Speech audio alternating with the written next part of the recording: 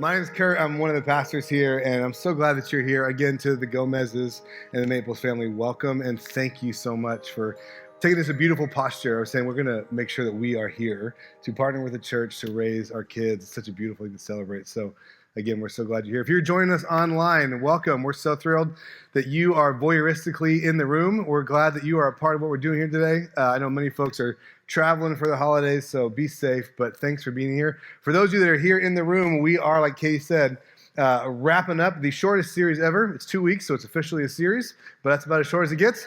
Last week we talked about how do we find peace within, and like she said, today we're talking about how do we find peace with others. How do we actually take what we believe God wants to do or has done in our life and actually let it show up in our world, in our relationships, at work, with our families, with our kids, in our marriages and significant relationships. And so for many of you, I don't know if you are like me, right? When we engage with what is going on in here, it actually makes us long for peace out here, right?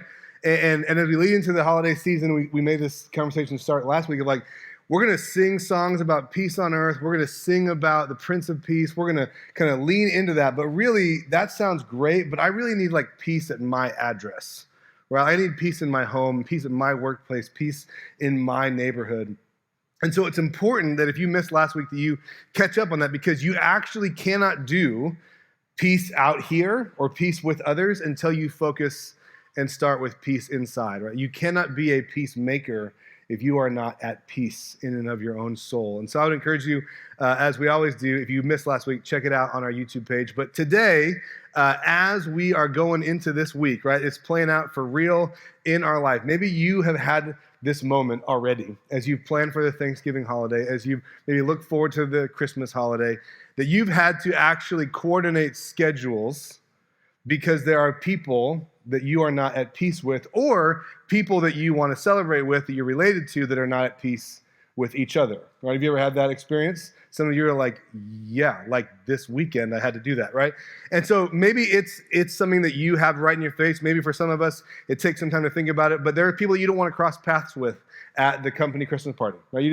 You're going to stay on other sides of the circle and you just kind of do the really, 8th grade dance where you're really separated. Like you're just kind of doing the big mosh pit unintentionally, right?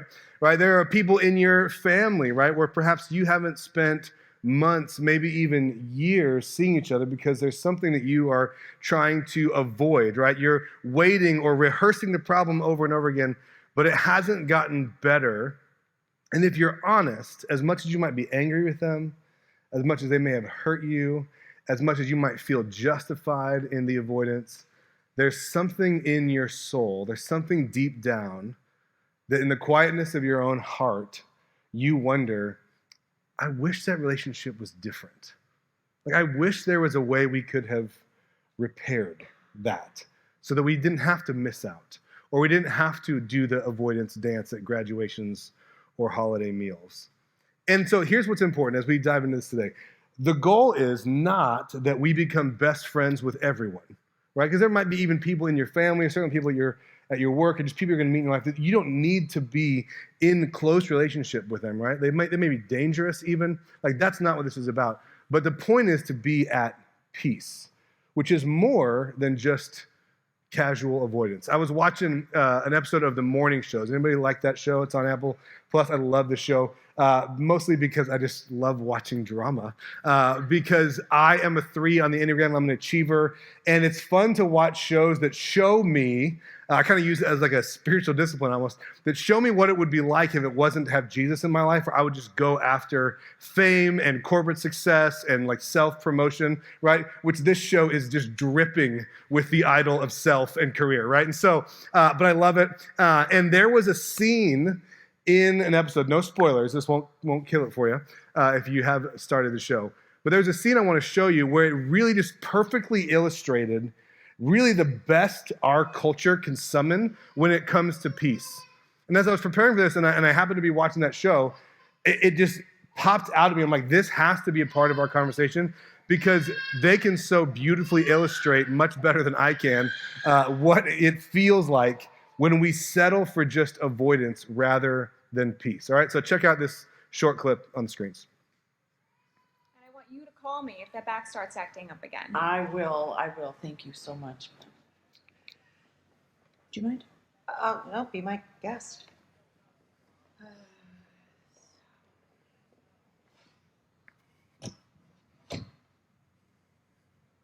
So are you going to the Mitch thing? Do you remember that night when a bunch of us went to see Bring Into Noise, Bring Into Funk? Huh? It was you, and it was me, and Joe, Sydney, Maggie. No, yeah, I remember. That was fun. Yeah, it was. Why don't you like me? What did I do? You have no idea. No. All I know is one day you and I were friends, and then the next day you pretended like you didn't even know me. Really? Because one day I suddenly didn't like you anymore. Do you remember what was happening around that time? Yes, I do. And it was really hard for you, and you needed your space. I needed my space? Did I tell you that? No. But we weren't really that close. Well, we were close enough to go and see Bring Into Noise, Bring Into Funk. I mean, you came to my house for dinner a bunch that summer. Well, I was friends with your friends, and I had just moved to New York. I just knew that I had liked you. I was successful. That was pretty much your only prerequisite.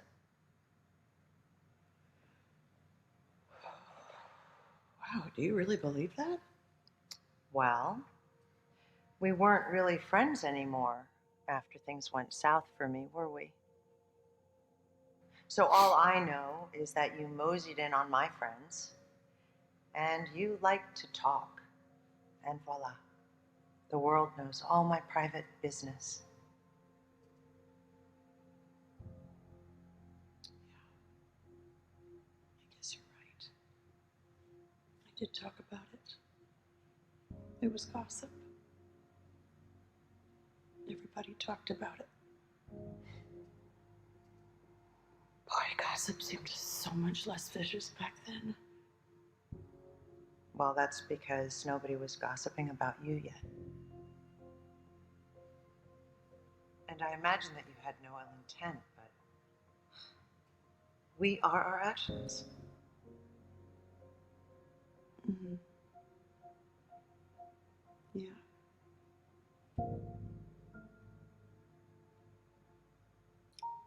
I wish we'd straightened that out sooner. What would you have said? If I asked you back then if you were gossiping? I probably would have denied it.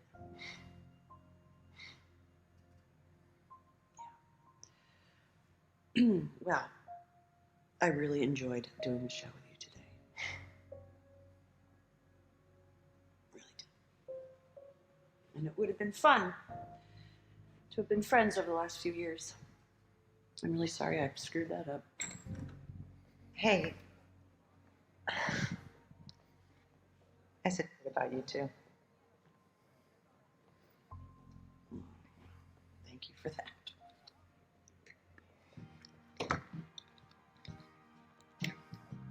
It's such a good show, guys. I'm just telling you, like, it's a non-paid advertisement. But as you watch that, I wonder what comes up for you. Like, I wonder how it feels to be like, oh my gosh, this is one, impressive for like mainstream media to actually build that tension around gossip and forgiveness. Like, that seemed new for me when I watched it. But I also was struck as she left and just wondering, like, is settling for like being even, like, oh, I said stuff about you too. Like, is settling for being even the best we can hope for?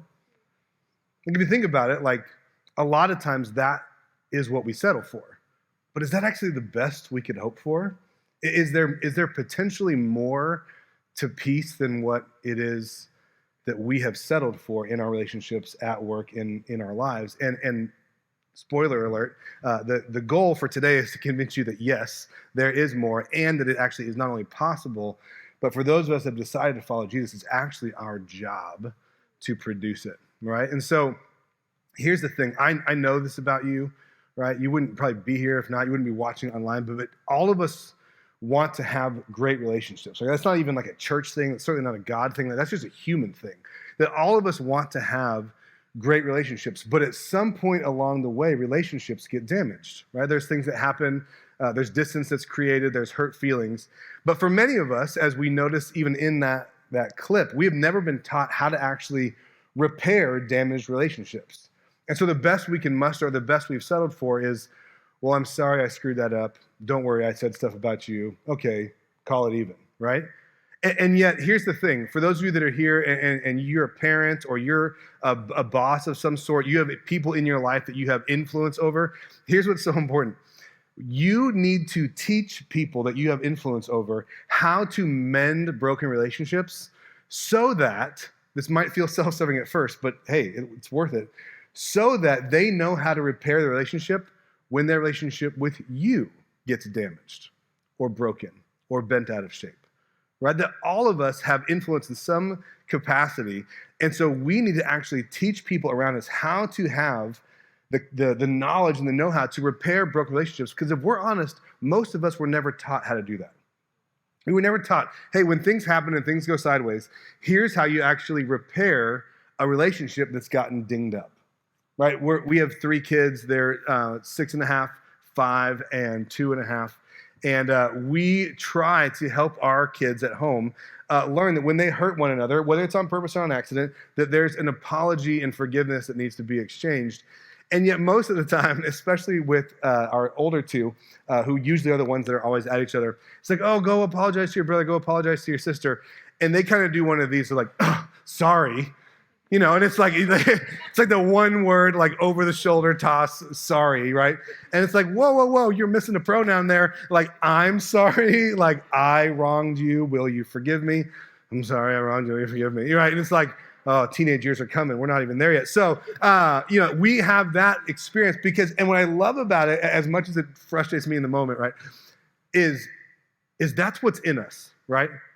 Apologizing, making peace feels like a problem. Like, that's an inconvenience that someone asks us to do that, right? And so maybe when you, again, with that question we started with, you never saw your parents apologize to each other or to you as a kid when the relationship was strained. Maybe it's so hard because it was never modeled for you, because it's certainly not intuitive, right?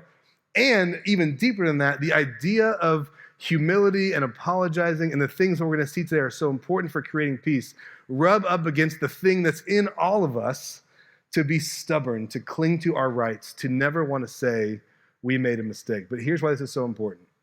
I love this quote from Father Richard Rohr. It says, if we do not transform our pain, we will most assuredly transmit it. If you and I do not learn how to transform through forgiveness, through ownership, through taking the next steps of responsibility, if we do not transform our pain, we will most assuredly transmit it to someone else. That when in a relationship, you and I find a point where someone has hurt us or we've harmed someone else, and we recognize that there's a break, there's a ding, there's a damaged aspect of this relationship. Once we sense that in our soul, if we choose, either through our words or actions, to simply say, I don't care about that, I don't care, I immediately become a carrier of that pain. The moment you and I say, I don't care about that pain that happened between us, I now hold it. And I'm carrying it into other relationships, other coworkers, my next marriage, whatever it might be. So this is why this is so, so important, right? Because when we live too long with broken relationships, it breaks something in us. It breaks something in us. This is why Jesus talked about relationships so much, and it absolutely frustrated the religious leaders of his day, because he took this vertical thing, this ethereal, like, oh, I'm good with God, I don't have to care about anybody else, like only God can judge me kind of situation, and said actually this idea of actually being in positive, healthy relationship with God always shows up horizontally. It always affects our relationships around us. And they didn't understand that, because when you can just be cool with God and it's kind of secretive and spiritual and ethereal, you're like, I'm good. Like, no one can really tell. But everybody knows if you're not good with other people, right? Everybody can feel it. Like your kids can feel it, your coworkers can feel it, your aunt and uncles can feel it. They're like, let's do Thanksgiving on Zoom again. We don't have to. Let's do it. It was great. Kind of situation. I can log off, close my screen, whatever, right? And so Jesus said all the time, that you got to make sure that your, relationships with other people are good as well, because that actually that's the truest reflection of your relationship with God. And so this is so important. That's why we're diving into it today. So if you have a Bible, I want to encourage you to turn to Philippians chapter 2.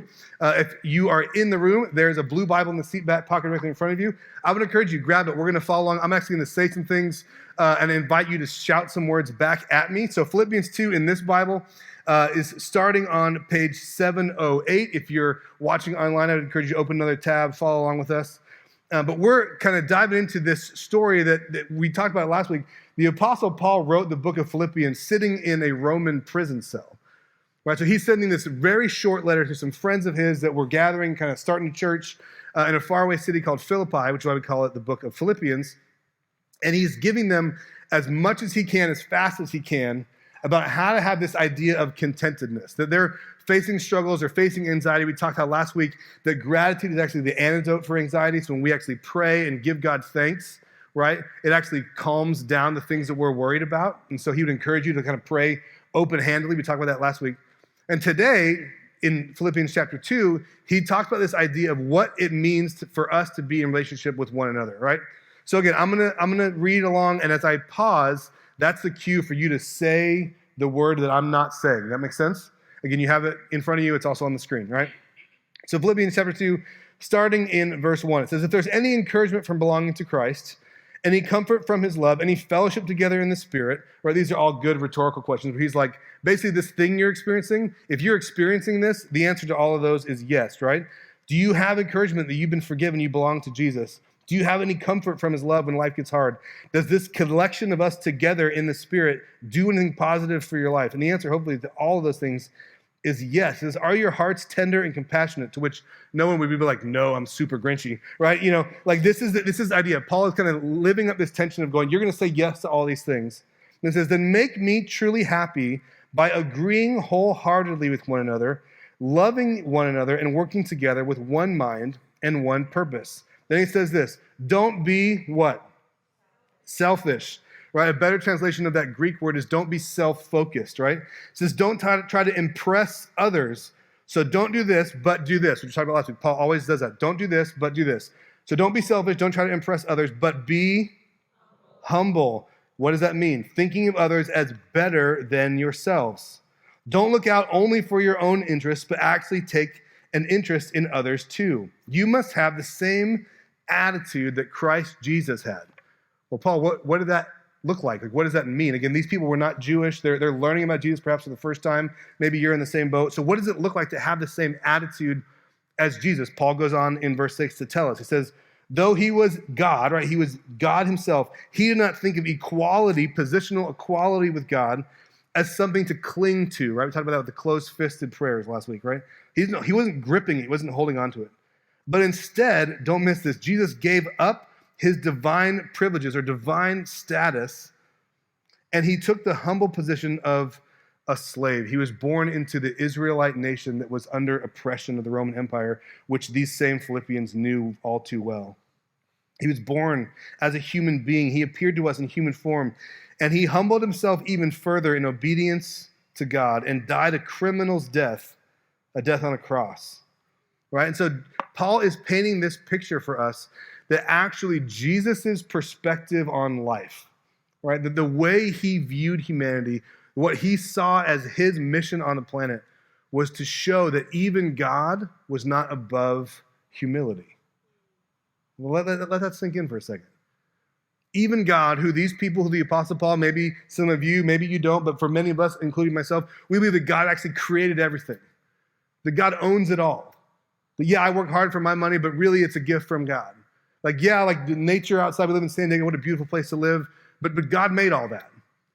Right? They believe that God is all powerful, right? And he talks about all that in Philippians 1. It says that same God actually was willing to be humbled, to show up inside his own creation as a human. I mean, imagine the claustrophobia from being infinite God to being 5'11", right? And he says not only that, but he came as a servant. He wasn't born into privilege. He wasn't born into even earthly power, but he actually gave up the divine privilege and gave up other human privileges as well to serve those that he led and eventually even be killed in an embarrassing and tragic way on the cross. And what Paul is trying to simply get us to understand is that if we want to have peace around us, like God wanted peace on earth, what we're going to talk about at Christmas, he said, well, I got to show up and be humble because humility is a prerequisite for peace with others. Humility is a prerequisite for peace with others. You will not be able to achieve or experience consistent, lasting peace with other people in your life if you do not choose the path of humility. It can happen in spurts, but it will not last over time if you and I cannot figure out how to choose humility, as Paul says, to consider others, not just ourselves. But when we're hurt, right, when something's strained and the relationship gets dinged or broken, it's really, really hard to want to consider the other person, isn't it? Like, we can be honest here, right? Like, I don't want to do that, right? It's terrifying even. Like, even as I'm sharing that, perhaps, and I talk about humility, you have this resistance, this defensiveness, this thing rising up in your body, right? Men, we do for sure, right? And really what that is fear. That thing you're feeling, that defensiveness, is actually rooted in fear. How do I know? Because when we talk about humility, and I have these conversations with people, the first thing they say is, well, what about what they did, right? What about if I look weak? What if I get taken advantage of? And the answer to all of those things, again, in the context of a safe relationship, right? We're not saying, stay in an unhealthy place.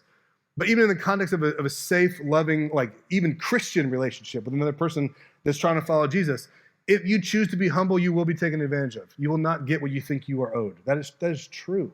It didn't work out that way for Jesus, right? Humility must mean that we let go of our agenda, even in the seeking of making peace in the relationship.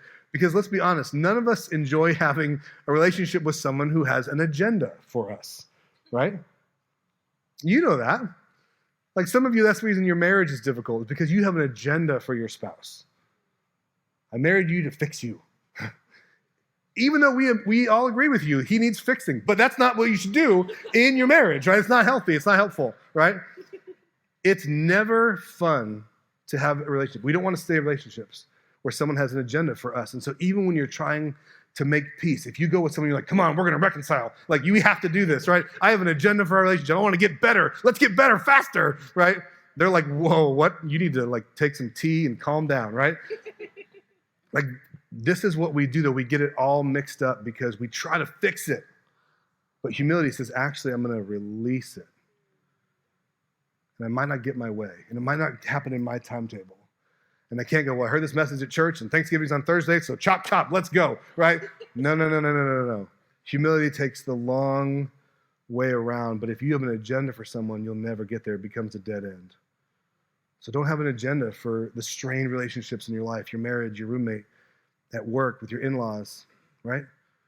Restoration is not possible when only one person is trying to change the situation. So you have to give it space and you have to give it time. But you can make a decision. You can make a decision for the person in the relationship that you can't control. Because every strained relationship that you are in. Remember that. Every strained relationship that exists in your life, you are a part of that relationship. And so there is always something that you can do. You can't do everything. You can never do everything, but you can always do something. And so here's the commitment I hope will be helpful for you as we talk through this, and I'm going to explain to you why it's important, because you're not going to like it at first. I'm just warning you up front, right? Here's the commitment, is that I will make the first move regardless of who moved away first. If I want to make peace, to live out this idea of humility, I will make the first move in this relationship to restore, to make peace, to reconcile, regardless of who moved away first. Now, if you aren't a church person, let me tell you why you still want to do this, okay? Because we're going to get to the Jesus reason in just a moment. For those of us that are deciding to follow Jesus, there's a very important thing we're going to talk about. But even if you don't believe any of that, even if you don't say you're trying to follow Jesus, I'm so glad that you're here. I'm so glad you're watching online. But this is still going to be helpful for you, and this is why. The reason that you want to make the first move in a relationship, regardless of who moved away first, is because you're the most mature person in that relationship. Man, I know you, right? Like, you are typically the more mature person in all of your relationships, aren't you? I mean, think about it. When you tell the story of that problem that happened at work, they're the idiot. You were just responding to their bad behavior, aren't you? When you kind of go through the narration with your spouse of like, oh my gosh, I can't believe they, right? You end up being the more mature person in your mind, don't you? Let's be honest. Hey, it's true for me too. And usually I have a crowd of people chanting my name behind me, and they're waiting for that zinger that I'm going to drop. And they're like, oh, like that's how it happens in my mind.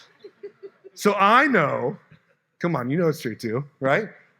That you are the more mature person in your relationships. And so the more mature person should make the first move. Because no matter what they did wrong, you're just responding to them, right? No matter what happened, no matter where the strain originated, you're the more mature person. And in those moments, right, if you're right, if I'm right, if we're right, like let's be right for just a minute, right? If we're right, then we have less to be afraid of by confronting, by rebuilding, by acknowledging, by walking across the room and saying, hey, this is hard. Because in our mind, it's their fault, right?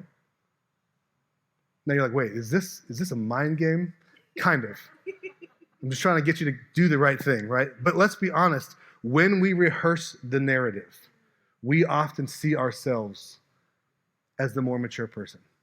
And so therefore, doesn't it make sense that we should make the first move? Now, I told you we'd get to the Jesus part. For those of us that are here, that are watching online, that have decided to follow Jesus, right? Which you don't have to decide that to make this work in your life. It will benefit you no matter what. But if you have decided to follow Jesus, not just be a church person or just be a believer, but if you are really trying as best you know how to love and follow Jesus, to orient and live your life in a way that reflects the way and teachings of Jesus, there's actually even a better question that we are invited to ask. And that is, aren't you glad that God didn't stop at just blanket forgiveness in his response to you and me? I mean, isn't it interesting that we could have experienced forgiveness with God as a one-time thing because of Jesus' death on the cross, as Paul shared in Philippians 2, but there's more to it than that. And if you're living your life trying to follow Jesus, you know that you can pray to God and he will listen. That when you've made that same mistake again, you can come back and he has more grace for you. That no matter how many times you try to do it on your own or how many times you screw it up, that God is always ready and waiting to receive and offer more grace, more forgiveness, and restore the relationship, that he did everything he had to do, even though I couldn't do anything. Like, aren't you glad that God didn't just stop and go, nah, I won't count it against you, it's fine, you're good, but don't do it again, right? Like, aren't you glad that there's more to the story than just blanket, distant forgiveness? I know I am. That God's desire, the reason we celebrate Christmas in a couple of weeks, right, is that God desired that our relationship would be restored, so he showed up himself. So what do we do with that? If we're trying to follow Jesus, how can we take this message of reconciliation, as Paul calls it, right? How can we take the message of reconciliation with God to the world if we're not willing to be reconciled with each other? If we're not willing to have the posture of humility? See, I think a lot of times this is difficult because this is not what we see about people that claim Jesus in our world. And I was talking to a friend earlier this week, and he's not a follower of Jesus. And he said, here's the thing. Like, Christians are getting all kinds of hate in the media, like depending on who you watch, like blah, blah, blah. And he said, do you think it's unfair? And I think he expected me to be like, absolutely, And instead I responded honestly. I said, no, actually, I think it's pretty well deserved. Like, it's not all of us, for sure. It's not all of us, but the ones that it is, like it's audited accurately, And he was kind of stunned. And I said, the reason I say that is because they're not living out the life that Jesus modeled. And I'm not doing it perfectly either. But Jesus was the one that said, hey, go the extra mile. Hey, forgive the person that hurt you. Actually try to love your enemies. And then that wasn't just advice. He actually did it when they were nailing him to a piece of wood. He said, Father, forgive them. They don't know what they're doing. He said, if we were known as collectively in our culture as a people that were just the best forgivers out there, like the best restorers out there, they might still think we're crazy from what we believe theologically, but at least ideologically, they'd be like, I'm about that. I'm for that. That seems curious and interesting and intriguing to me.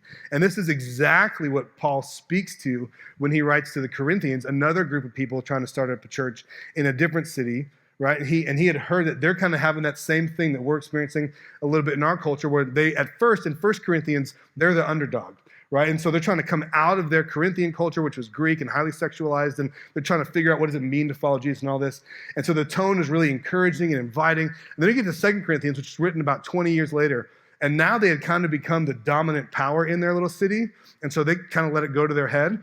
And Paul was like, whoa, remember who you are, and it's kind of knocking them down a little bit. So if you read 1 Corinthians and then read 2 Corinthians back to back, you're like, you need to check your medication. Like, what happened, right? But it's what happened in between those two letters being written that really mattered, right? Paul's not just blanketly writing it out there. He's writing to a specific group of people, and he's responding to the things that's happening in their lives. And he says this in 2 Corinthians 5:16. This is so powerful. It'll be up on the screen. It says, so we have stopped evaluating other people from a human point of view. Because at one time, we thought of Christ merely from a human point of view. He goes, I was there. I was there when he was killed, right? Like we just didn't think anything of it. But then when he came back to life, like everything changed, right? This is Paul talking, because this is my own story, right? How differently we know him now. And so this means that anyone who belongs to Christ, if you decide to put your faith in him, you've actually become a brand new person. The old life is gone and a new life has begun. Now watch what he specifically says that means. What is he referring to? Because that's not just a blanket statement, right? He says, and all this is a gift from God who brought us back to himself through Christ. And in Greek, those two things are not separate sentences. They're literally a continuation, right?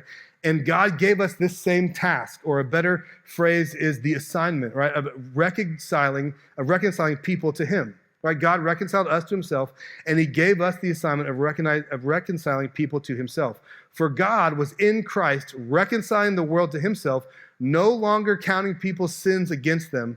And he gave us, you and me and the Corinthians, he gave us this same wonderful message of reconciliation. It's as if Paul was saying 2,000 years ago, do you understand the assignment? That's basically what he's saying. And all of the Gen Zers are like, I got you. I had to make a TikTok account just to get that reference. You're welcome. All right, so, but for real, it's a great question. Because often I think the assignment is, I got to go to church and worship, which is great. I'm so glad you're here. But really, if you watch Jesus' life, he tells story after story, example after example, fictitious fable so nobody got offended, but everybody got challenged after fictitious fable so everybody got challenged, saying your relationship with God is best reflected in your relationship to other people. The ungrateful servant. The story of the person going to make an offering to God at the temple, because actually, if you find out that you have something in your heart that you're holding against someone else, or someone else is holding something against you, leave your offering at the temple, which at the time might have been an animal. So by the time you got back, it may have wandered off and walked away. God says, it's worth it. Lose that investment and make it right with the person that has something against you. Because we cannot really authentically, truthfully, or in a way that's going to help them understand it and experience it, give this message of reconciliation to the world if we do not find it in our hearts to be willing to reconcile with others, even those that we might consider enemies. Right? Paul says this new life that we have, it obliterates our compartmentalized religion. I mean, this is a complete category scramble for them in the first century, and I think still for many of us. That if we're honest, we want to say, like, can't we just, like, forgive them from a distance and believe in you, God, and that'll be fine? Like, I don't want to rehash it all again, and I don't want to have to, like, confront them or see them because it makes me feel things. I don't want to have to say, I'm sorry. Like, I just want to throw on a fake smile and do the avoidance dance. He says, we actually can't do that. if we really want to follow Jesus. You can believe in Jesus and not do this, but if you want to follow Jesus, he wants to empower you to actually walk in the way of Jesus and to no longer evaluate other people the way you used to. That there's a transformation that happens in our souls that shows up in our eyes and lands in our hearts. That when we embrace the gift of God's reconciliation to us, it's this overflow, it's this joy, or at minimum, it's this responsibility when we don't feel it, this opportunity to reconcile with other people. See, Jesus and the Apostle Paul are actually inviting you and I into a better way of living that will make the world a better place to live. He's inviting us into a better way of living that's going to actually make your world, your workplace, your family gathering a better place to live. And so I can tell you all are like, that's awesome. Let's do it. How do I do it? What does it actually look like? And so again, it starts with us. It's not the other person on the other side of the Facebook wall. It's not that news anchor. It's not those kinds of people, right? It's not your ex or your current spouse. We have to understand that if we're going to follow in the ways of Jesus, even if our slice of the responsibility pie is super tiny, we take responsibility for that part. So here's 3 steps that you can actually start today. It won't fix the whole problem. This is just a beginner intro course right now, right? But you can do these 3 things, and if you do them over time, your relationships will become more peaceful. I guarantee it. It says this, right? You put it on the screen. The first one is that don't settle for being right. Make things right. Don't settle for being right. Being right is easy, and you can right your way right out of a relationship. I've done it before. It's not the best. And then you have to go back and say, I'm sorry for being wrong and how I wronged you. Right? So don't settle for being right. This is hard. It's hard. It hits our pride. But think about it. The person that you're in a relationship with, if you're married and you're fighting with your spouse and you're trying to be right, like, remember back when you actually wanted to marry them? You didn't want to be right. You wanted to be married. There's something pure about that. When you wanted to move in or go into business with them, or you wanted to, go to that school and get that roommate, whatever it might be, you didn't want to be right. You wanted to have fun. You wanted to have a healthy relationship. You wanted to enjoy being around each other. Nobody gets into a relationship and says, I can't wait for 2 years from now, we're going to have so much drama, we're going to hate each other. Want to be my friend? Right? Nobody says that. But we act in a way that leads to that because we don't realize that this is what we're doing. So don't settle for being right. Make it right. When you win an argument, do you really win anything? In the heat of the conflict, we all want to be right. I get it. Me too, right? But let's face it. When you win an argument, you can lose a relationship. And so practice humility. Saying, I'm willing to actually make it right, not just be right. The second thing to do that, the second step is to actually choose curiosity instead of a conclusion. Good night. If Christians did this in our culture, it would change everything, right? Choose curiosity instead of a conclusion. I don't want to spend any more time trying to convince you, but I do want to spend time trying to understand. That's our posture. I do want to spend time trying to understand you. That if you had experienced the things that I had experienced, you'd probably see it my way. But since we haven't, we're clearly at an impasse, I want to understand you. Because if I had experienced what you'd experienced, if I'd experienced the church hurt you'd experienced, or the upbringing you had, or the political upheaval that you've experienced on the other side of that, whatever it might be, whatever situation it is, if I had experienced everything you'd experienced, I might even think the same way you do. So I want to understand you. Get used to saying this. Here's a quick for free, right? Instead of posting your thoughts on Facebook, be quick to post, I actually don't know if I have enough information yet to make a decision or determine my position on that. That feels so awkward to say, right? Well, let's be honest. But you don't. You don't have all the information. Trust me, you do not have all the information by perusing Facebook. I promise you. Promise you. Even though they're called Meta now. Give me a break, right? So you do not have all the information. And you can make decisions without having all the information. But what would happen in your relationships? Only if you want to make peace. If you want things to stay the same, keep doing what you've been doing. But if you want to make peace, imagine responding rather than attacking by simply saying, You know, that's a good point. I probably don't have all the information to make a decision or to determine a position about that yet. You will be invited to a lot less Facebook comment post riots, and you will find yourself in a much more peaceful place. So choose curiosity instead of a conclusion. And then finally, and this is when you actually get into that conversation, because some of us, this is our tension. Some of us, we love to get into the conflict, but then we don't say the thing we need to say when we're there. Some of you, you love to say your piece, but you never want to listen. And some of us, we want to listen because we want it to go away, but we're unwilling to say what we need to say, so we leave feeling overruled. And that's not real peace either. So it says, clean the inside and the outside of the container. This was a phrase our pastor taught us. It says, for most of us, we love to clean the outside of the container. It looks fine. Everything's good. I'm fine. How are you? Fine? I'm fine too. Good. We're fine. And if you're the friendly fine guy or friendly fine girl, you are not at peace. Because inside that container, Jesus talks about this, there might be rotting things happening inside. That's true for me. I can be good with you on the outside, but inside I got all kinds of yuck happening. And so clean the inside and the outside of container. Don't settle for just saving face. Share what is real. Own your part, as small as it may seem, and own what you need to move forward, both in apologies and requests.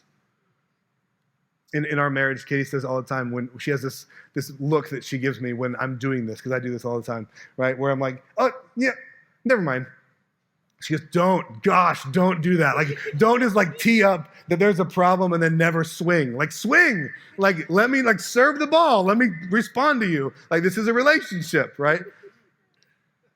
And so for all of us, right, we have, in a healthy relationship, you have to have that back and forth where you can say, hey, here's what you said that hurt, or here's what you didn't do or didn't say that hurt. And I want to understand what I may have done that has hurt you as well. And you go back and forth. And so you're freely offering what you need for the relationship to be at peace, and freely offering understanding, forgiveness, and apologies to own the part that you contributed to the relationship also not being at peace, as small as it might feel. Because you might have all the facts. You might have all 7 out of the 8 facts, but there's something that you don't know until you actually have it face-to-face.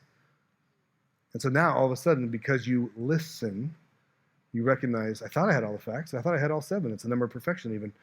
But there's actually an 8th fact that impacts this relationship. So here's my challenge for you. I mean, if you want to make peace with others, I hope this has been helpful, right? Is that you would actually do these things. You would settle not just for being right, but for making it right. You would choose curiosity instead of a conclusion. You would go in open-minded and open-handed relationship, and that you would actually clean the inside and the outside of the container. You would go all the way to the bottom if you have to. It might take multiple times. You might even need a counselor, right? But you would engage in such a way that it helps really make the relationship at peace, not just settling for fine. But it really all comes back to that thing we talked about at the beginning, right? Is that as the more mature person, or especially if I'm a follower of Jesus, I will make the first move to make peace, regardless of who moved away first. And I believe not only in your relationships this week, but perhaps for the rest of your life, and for the people that watch you have relationships, friends, roommates, coworkers, children, grandchildren. If they watch you do this, then the future generation will have a model, as imperfect as we will be at this, but they will at least have a model about how to repair and restore relationships when they are broken. So it doesn't just benefit you. It benefits those around you. It benefits everyone, bless you, in a relationship with you. I will make the first move, regardless of who moved away first. This is the model of Jesus. This is what God did for you. There's so much about the Bible that can be confusing, or it can feel like it's like off-putting, even though I get that. But this part, like this reality that God said, hey, I'm going to make the first move. I'm going to make the first move to reconcile and restore a relationship with you. What a beautiful thing to praise him for, to worship him for. So let me pray for us, and then we're going to wrap up our worship experience singing together. Let's pray. God, we want to be open-handed with our life and our relationships, and we know that humility is difficult. None of us like it.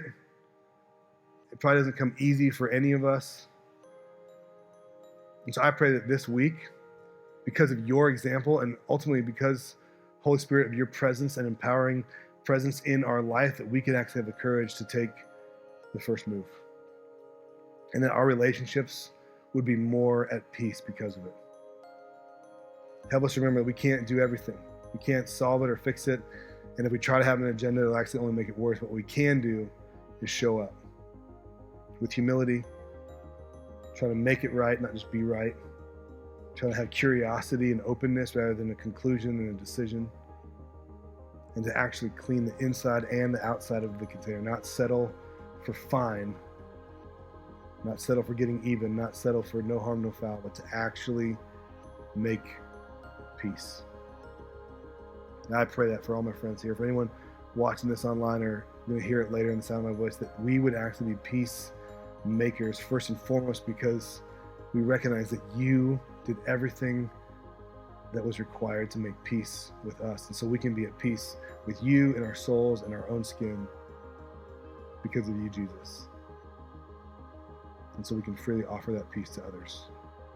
So God, we want to live open-handedly this week, especially as many are traveling, going to see family that might have all different kinds of relational experiences and baggage with it. God, I pray that we would show up differently. And that would begin the path towards restoration. It's in your name we pray. Amen.